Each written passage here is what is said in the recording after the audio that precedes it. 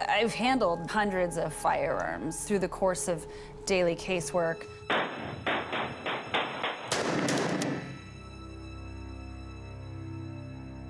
The majority are handgun types, and then we see a fair amount of semi-automatic rifles and a variety of shotguns.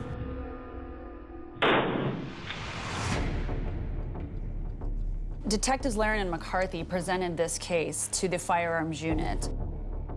They had a woman who had accidentally shot her husband with a revolver.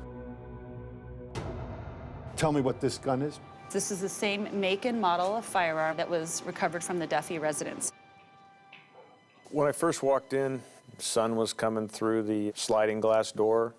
It just looked very peaceful until I walked in and saw Mr. Duffy laying on the couch. There was a lot of blood on the carpet, and there was some blood on the wall, lots of blood. But based on what I was being told about her, middle-class, educated woman, she didn't fit the profile of a murderer. This could be an accident. She's eccentric and quirky. She gives that impression the minute you meet her. She was very entertaining and very funny, loved to laugh.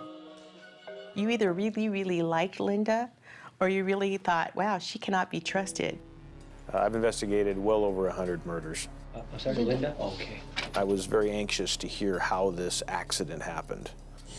You have to understand, Pat and I joke around a lot with each other. She said, we have this thing that we always do. We morph into cartoon characters.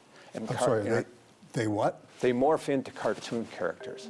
What's up, Doc? There was a Bugs Bunny cartoon with Elmer Fudd, and he does this silly little Elmer Fudd voice, no more bullets. No more bullets. And she said she began to talk to him in her Elmer Fudd voice. No more bullets. And she said she wanted to impress him, and she walked over and picked the gun up. No more bullets? No more bullets? But you told me there was no bullets in the gun.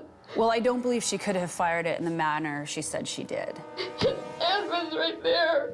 I wanted to believe her story. It's not a believable story. I had that gut feeling there was something more sinister.